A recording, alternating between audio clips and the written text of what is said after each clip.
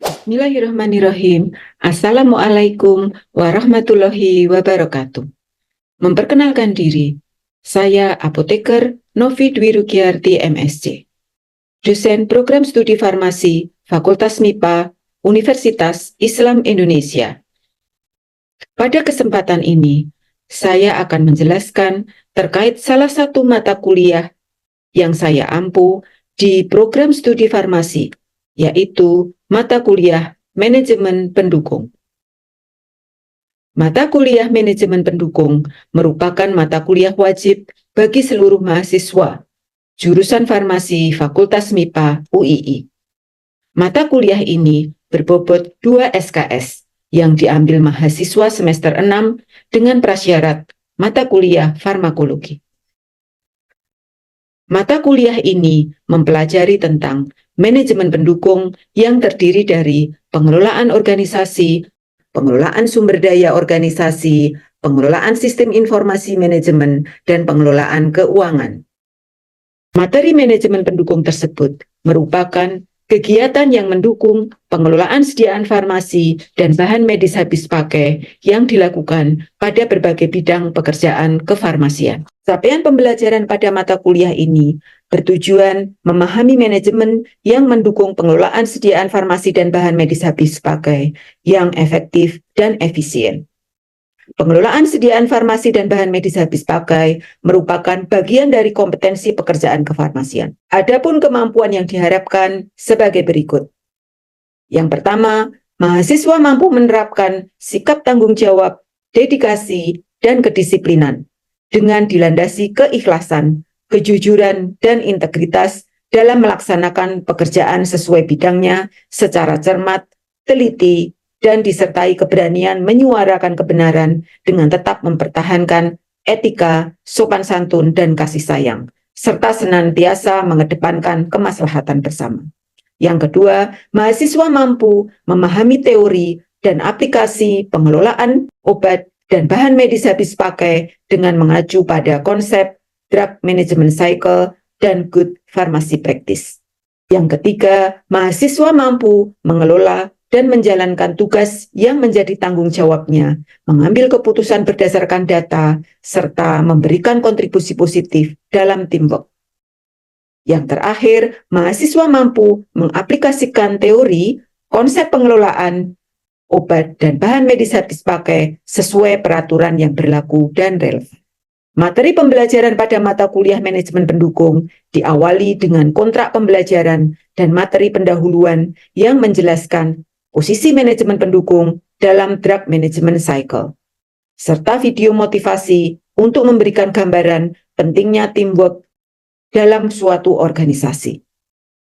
Dilanjutkan dengan perencanaan organisasi, pengelolaan sumber daya manusia, sistem informasi manajemen pada pengelolaan sediaan farmasi dan bahan medis habis pakai, dan diakhiri dengan manajemen keuangan. Beberapa referensi yang digunakan meliputi buku-buku sebagai berikut: Managing Access to Medicine and Health Technologies, Strategic Management and Business Policy dari Thomas Whelan dan David Hanger, Fundamental of Financial Management dari Brigham dan Houston, beberapa laporan kinerja perusahaan farmasi nasional yang dipublikasikan setiap tahun sebagai bahan referensi yang relevan dengan perkembangan bisnis kefarmasian yang ada di Indonesia, serta beberapa peraturan perundangan yang berlaku di Indonesia. Metode perkuliahan dilakukan secara luring atau tatap muka di kelas. Selain itu, bila dilakukan secara daring, dilakukan sinkron dengan memanfaatkan platform Zoom. Untuk mendukung perkuliahan, juga digunakan beberapa platform antara lain Google Classroom, Panopto, Quizzes, dan Moodle. Metode pembelajaran dalam mata kuliah ini selaras dengan tujuan Merdeka Belajar, di mana mahasiswa dapat mengembangkan potensinya sesuai dengan passion dan bakatnya. Sehingga pembelajaran dalam mata kuliah ini melibatkan interaksi antara mahasiswa melalui diskusi dan project-based learning yang dikerjakan secara kelompok. Hasil kerja kelompok selanjutnya dipresentasikan dan diberikan saran dan masukan oleh mahasiswa lain dan dosen. Adapun sistem penilaian pada mata kuliah ini disesuaikan dengan capaian pembelajaran mata kuliah atau CPMK. Berikut CPMK, bobot nilai, indikator, dan asesmen pada masing-masing CPMK. CPMK SFA 6521. Mahasiswa menerapkan sikap tanggung jawab, mengikuti kuliah dengan tertib, mengerjakan penugasan tepat waktu, mengajukan pertanyaan dan menjawab pertanyaan dengan sopan santun. Bobot CPMK ini 10%. Indikator CPMK ini, mahasiswa mengikuti kuliah tepat waktu dengan toleransi keterlambatan 15 menit, absensi minimal 75%, dan mengumpulkan tugas tepat waktu. Asesmen dilakukan dengan observasi perilaku. CPMK SFA 6522, mahasiswa mampu menguasai teori tahapan perencanaan, menerapkan konsep pengelolaan sumber daya dalam organisasi. CPMK ini berbobot 20%. Indikator CPMK ini, mahasiswa mampu menyusun visi misi tujuan organisasi, mahasiswa mampu menjelaskan konsep pengelolaan sumber daya organisasi. Asesmen dilakukan dengan presentasi dari tugas kelompok dan UTS. CPMK 6523, mahasiswa mampu menginterpretasikan dan menganalisis data keuangan. CPMK ini berbobot 30%. Indikator CPMK ini, mahasiswa mampu menginterpretasikan laporan keuangan dasar, mahasiswa mampu melakukan analisis menggunakan data laporan keuangan, mahasiswa mampu memahami break-even point, mahasiswa mampu memahami analisis investasi, mahasiswa mampu memahami perhitungan pajak dalam perusahaan farmasi. Asesmen CPMK ini dilakukan dengan diskusi kasus yang dikerjakan dengan kuisis, tugas, analisis investasi dengan Excel, dan ujian akhir semester. Selanjutnya, CPMK 6524. Mahasiswa mampu menganalisis potensi organisasi dan merancang pengembangan organisasi secara berkelanjutan. Bobot CPMK ini 20%. Indikator CPMK ini, mahasiswa mampu mengidentifikasi potensi organisasi, mahasiswa mampu menyusun strategi berdasarkan potensi dan peluang yang dimiliki. Asesmen dilakukan dengan presentasi tugas kelompok dan ujian tengah semester. Selanjutnya CPMK yang terakhir, CPMK 6525, mahasiswa mampu merancang konten sistem informasi yang digunakan dalam pengelolaan sediaan farmasi dan pelayanan kefarmasian. CPMK ini berbobot 20%. Indikator CPMK ini, mahasiswa mampu menentukan data-data yang diperlukan sesuai dengan informasi yang diinginkan, dan mahasiswa mampu memutuskan penyelesaian masalah dengan menggunakan data yang telah dianalisis. Asesmen dilakukan dengan diskusi kasus dan ujian tengah semester. Demikian penjelasan terkait mata kuliah manajemen pendukung. Terima kasih. Assalamualaikum warahmatullahi wabarakatuh. Bismillahirrahmanirrahim. Assalamualaikum warahmatullahi wabarakatuh. Sekarang kita akan menghitung break-even point. BEP ya, atau break-even point digunakan untuk menjawab pertanyaan sebenarnya. Berapa penjualan minimum yang dicapai agar tidak merugi? Jadi kalau adik-adik mau bikin usaha gitu ya, mau bikin apotek, mau bikin misalnya industri obat, misalnya industri membuat krim gitu ya, atau industri obat tradisional gitu ya. Itu untuk menjawab pertanyaan, berapa penjualan minimum yang harus dicapai agar tidak merugi, atau penjualan yang harus ditingkatkan agar perusahaan tetap mendapatkan keuntungan. Ya gitu. Kemudian yang kedua, analisis yang di sini analisis BEP itu menentukan level penjualan, di mana kalau dibuat laba rugi itu sama dengan 0. Jadi kemarin kalau kita membuat laba rugi pada saat break even point itu nilainya 0. Ya. Dan menentukan penjualan yang harus dicapai agar break even point. Jadi bisa ditentukan bagaimana penjualan yang harus dicapai agar break even point. Jadi break even point itu total pendapatan atau penjualan gitu ya, total pendapatan dari penjualan itu sama dengan total biaya. Jadi kalau dibuat laporan laba rugi 0. Jadi biaya tetap dan biaya variabel ya di sini. Jadi bisa juga di dalam produksi ya, tingkat produksi yang harus dilakukan agar di atas level operasional dan mengalami kerugian. Jadi di atas level itu, sehingga kalau break even point kalau dilalui itu menjadi berarti perusahaannya sudah untung gitu. Begitu. Kemudian ini rumusnya break even point itu. Di atas ada fixed cost, 1 min variable cost dibagi sales. Jadi fixed cost itu biaya tetap. Kalau variable cost itu biaya yang berubah-ubah gitu. Dan kalau sales ya penjualan gitu. Kemudian ini contohnya biaya itu, biaya. Jadi kalau kita memproduksi sesuatu atau menjual sesuatu ada fixed cost namanya. Jadi biayanya itu tidak berubah, ini kan fix ya, tidak berubah meskipun penjualannya berapapun. Jadi gitu. Jadi kemarin contohnya di laporan laba rugi yang dinamakan fixed cost apa misalnya.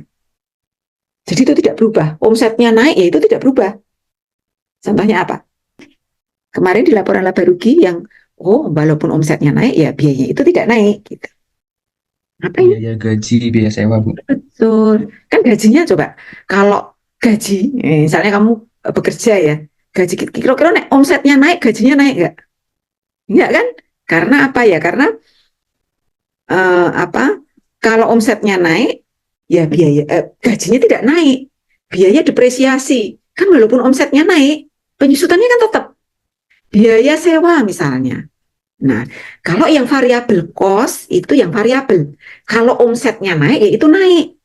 Contohnya kalau diproduksi ya bahan bakunya, ya kan? Kalau produksinya itu naik, pembelian bahan baku kan juga naik, gitu. Harga pokok penjualan kemarin yang dihitung atau pembelian sama dengan pembelian ya, pembelian obat. Kalau omsetmu naik kan beli obatnya juga naik di apotek. Jadi itu namanya variabel. Jadi kalau omsetnya naik itu variabelnya naik. Kalau omsetnya turun ya itu turun gitu. Tapi kalau gaji kan enggak, omsetnya turun gajinya tetap segitu. Nah, namanya itu fixed cost yang tetap, biaya tetap. Kalau yang variabel cost dipengaruhi omset, omsetnya naik, itu juga naik gitu. Omsetnya turun ya itu juga turun. Bahan baku, kalau di apotek ya, atau di apotek klinik rumah sakit gitu ya, harga pembelian atau harga pokok penjualan itu sama dengan pembelian ya. Jadi itu, jadi itu yang dinamakan biaya, komponen biaya ya, biaya variabel dan biaya tetap gitu. Nah, break even point itu saatnya di sini ya. Jadi ini yang biru ini pendapatan. Jadi pendapatan kan eh, naik ya, naik gitu. Nah, kemudian fixed cost kan tetap segini gitu. Kemudian total variabel cost-nya kan naik tapi kan maksudnya kalau omsetnya ada dia baru naik gitu kan. Ini kan omset ya, mulai mulai mulai beroperasi mendapatkan omset jadi naik gitu. Sehingga pada saat bersinggungan ini itu yang disebut break even point. Ya, jadi uh, di mana hasil penjualan itu menghasilkan keuntungan yang sama dengan biaya yang dikeluarkan. Gitu. Ini rumusnya. Ya, jadi rumusnya ada break even point sama dengan 1/1 main variable cost dibagi sales kali fixed cost gitu. Ini kalau unit ya, kalau tadi produksi gitu. Ini rumus-rumusnya. Nah, gimana dengan di retail farmasi? Retail farmasi itu ya kayak apotek, mungkin juga rumah sakit gitu ya, yang melayani jual beli begitulah kira-kira, penjualan obat gitu. Nah, itu break even point-nya, kan rumusnya tadinya ini break even point. Nah, break even point itu menjadi rumus yang di bawah ini. 1/1 min harga pokok penjualan. Ingat, harga pokok penjualan itu sama dengan pembelian. Jadi pembelian dari yang terjual gitu. Kali operasional cost. Operasional cost itu ya tadi gaji, penyusutan, itu biaya operasional. Gitu. Jadi itu yang kalau di retail farmasi ya. Selanjutnya aplikasi break even point itu ya penting ya karena menentukan volume penjualan yang dibutuhkan untuk mencapai break even point tadi ya. Kemudian yang kedua dapat dipakai untuk menentukan harga dari produk dan jasanya ya. Ingin break even point di posisi seperti apa? Nah, itu menentukan harganya gitu. Jadi kalau keuntungannya semakin besar ya nanti break even point-nya semakin mudah tercapai gitu. Kemudian memprediksi imbas keuangan dari perubahan biaya variabel dan biaya tetap dan perubahan harga. Jadi di sini dapat diprediksi imbasnya kalau terjadi ini loh, misalnya ada perubahan biaya variabel. Contohnya misalnya pembelian bahan bakunya sekarang tambah mahal gitu. Gimana nanti imbasnya di BEP? Kemudian misalnya nambah karyawan gitu atau nambah alat alat untuk produksi gitu. Gitu ya. Kalau di apotek mungkin yang tadinya harga itu mengambil marginnya eh, lebar gitu ya karena ada persaingan kemudian diubah. Nah, itu juga bisa untuk memprediksi imbasnya gitu. Kemudian karena akan melakukan perubahan harga sehingga memprediksi imbasnya. Menilai kelangsungan ide bisnisnya. Gitu. Jadi dengan break even point itu akan tahu kelangsungan suatu bisnis itu. Gitu. Kemudian mengetahui bagaimana perubahan biaya yang berimbas pada keuangannya. Jadi kalau ada perubahan biaya, itu imbasnya pada keuangan seperti apa. Nah, itu kita bisa mengaplikasikan dari break even point ini. Kemudian kelebihannya apa? Break even point ini kita tentukan. Yang pertama, membantu pemilik dan manajer memahami hubungan antara pendapatan dengan biaya. Informasi ini dapat digunakan untuk membuat penentuan keputusan tentang harga. Jadi membuat keputusan harganya itu dari situ gitu. Jumlah produksi dan faktor-faktor yang menentukan batas minimalnya. Itu kalau diproduksi ya. Kemudian membantu pemilik atau manajer memprediksi bagaimana perubahan biaya yang akan berefek pada break even point. Informasi ini digunakan untuk membuat keputusan dalam merespon perubahan lingkungan bisnisnya. Gitu. Jadi misalnya persaingan apotek itu semakin dekat kan, semakin ketat nih. Loh kok di sana harganya lebih murah. Nah, kita memutuskan untuk menurunkan harga. Nah, kita harus tahu nih, memprediksi biaya yang ini akan berefek gimana nih di break even point. Nambah karyawan atau ternyata ada karyawan kita karena rame membutuhkan karyawan baru. Nah, kan nambah lagi nih. Nah, seperti itu. Itu dipakai kelebihannya ya kita menghitung break even point. Kemudian yang ketiga membantu pemilik dan manajer membandingkan gambaran keuangan dengan usaha yang berbeda.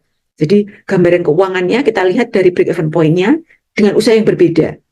Hal ini dapat digunakan untuk membuat keputusan investasi dan pengembangan. Jadi kalau misalnya mau bikin apotek, kemudian mau bikin apotek baru di posisi A dan posisi B. Nah, itu kita bandingkan dengan salah satunya dengan menentukan break even point-nya ini. Kemudian yang terakhir, membantu pemilik dan manajer memonitor gambaran keuangan dari bisnis yang dijalankan dari waktu ke waktu. Jadi kalau kita tahu break even point-nya, kita bisa memonitor perjalanan bisnisnya ini seperti apa gitu. Karena kita sudah tahu break even point-nya.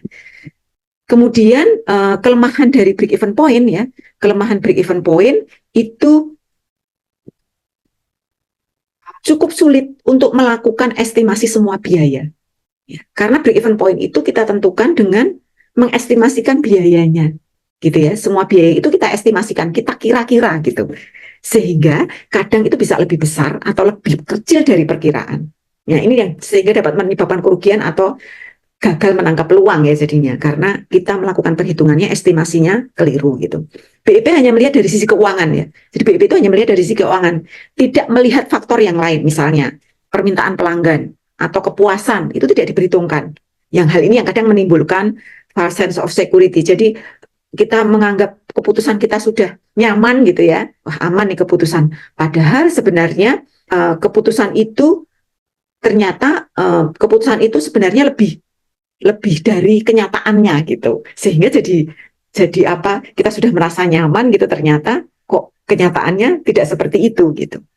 Kemudian yang terakhir ini tiga ya, sangat sederhana ya analisis BEP itu tidak selalu memberikan gambaran yang akurat mengenai kesehatan keuangan suatu bisnis. BEP ini hanya salah satu dari proses pengambilan keputusan dan tidak pernah dapat digunakan sebagai satu-satunya kriteria untuk menilai suatu bisnis gitu. Jadi ini tidak bisa menilai satu-satunya karena nanti kamu juga akan belajar tentang analisis investasi ya. Ini tidak satu-satunya gitu. Nanti ada lagi yang dipakai untuk menganalisis menilai suatu bisnis. Nah, itu break even point ya sebenarnya. Jadi menentukan nilai di mana kita itu tidak untung tidak rugi gitulah kita. Posisinya itu di mana? Posisi itu maksudnya tingkat penjualan ya, tingkat penjualan berapa atau tingkat produksi berapa kalau kita memproduksi atau pabrik gitu. Baik, ini rumusnya ya. Jadi gini, apotek menetapkan margin keuntungan rata-rata sebesar 20%.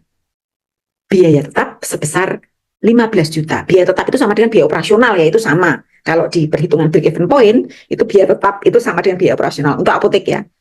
Nah, kan rumusnya dibagi satu min biaya variabel. Ingat, biaya variabel itu pembelian dan penjualan. Jadi kita harus mengestimasikan, ya. Estimasi kan umpama ya, mengumpamakan Kalau margin keuntungan kita 20%, ya, kalau margin keuntungan kita 20%, kalau kita beli 100, kita jual berapa? Kemarin, di menentukan harga obat. Kalau kita beli 100, kita jual 120. Betul. Betul sekali Raffi. 120. Gitu. Tinggal masukkan. Ini kan sama dengan biaya variabel. Kan pembelian kan biaya variabel. Yang ini kan penjualan, dijual. Ini penjualan. Gitu. Jadi tinggal masukkan BIP kan jadi ini ya, rumus ini. Ini tinggal dimasukkan, jadi ada yang sudah ketemu? BIP kan biaya tetapnya ini kan 15 juta ya. Ada yang sudah ketemu? Ini 15 juta, ya kan? Biaya variabel. Biaya variabelnya berapa ini? 100. 100. Penjualannya 120. 120. Gitu. Jadi ketemunya 90 juta. Ini itu sama dengan kalau dibalik ya 120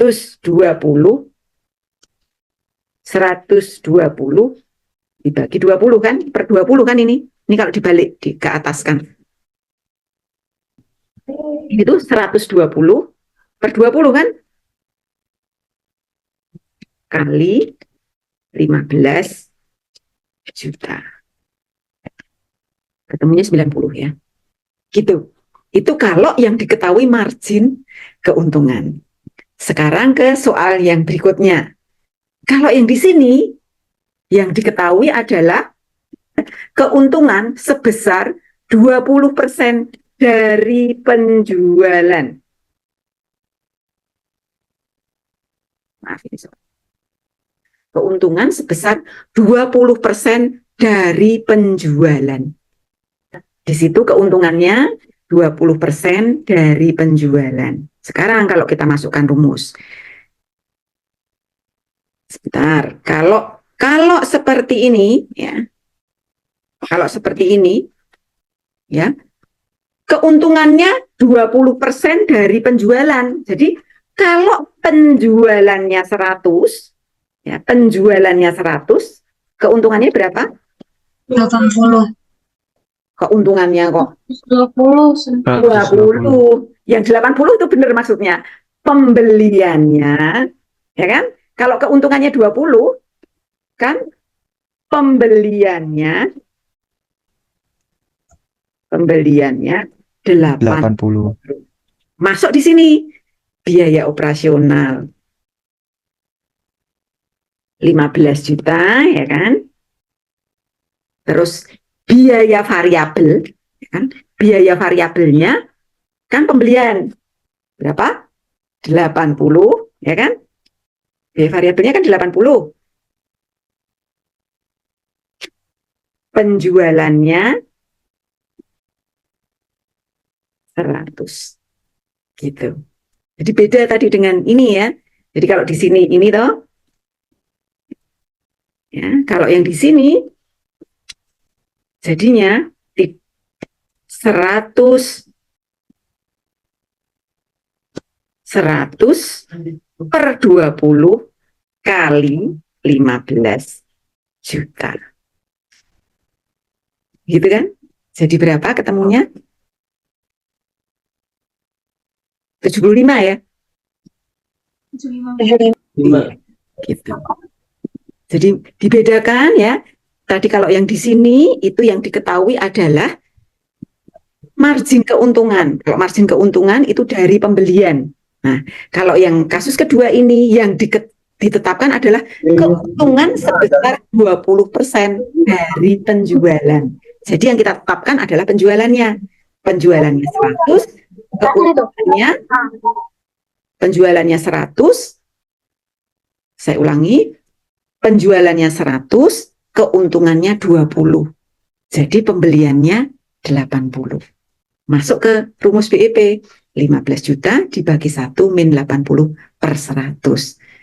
Ini tinggal ini dibalik ya, sebenarnya ini kan 100 per 100, jadi 20 per 100 tinggal dibalik jadi 100 per 20 kali 15. Kalau naik itu kan dibalik. Gitu. Baik, sampai di sini ada yang mau ditanyakan? Perlu saya ulang? Nggak perlu? Nah, jadi ini ketemunya berbeda ya, yang di sini 90 juta, yang di sini 70 juta.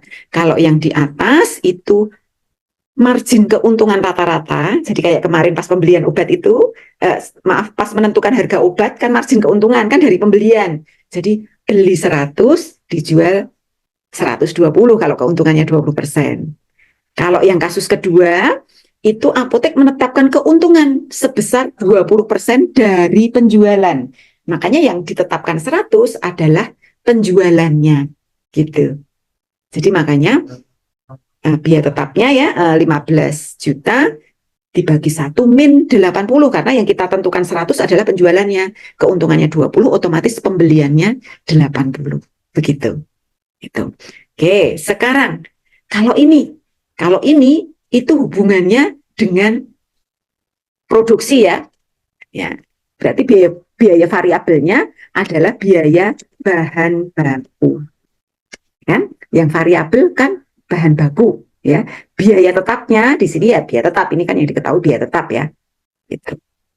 Oke, kalau di sini berarti gimana? Saya tulis di sini ya. Biaya tetapnya berapa? 20 juta. 20 juta.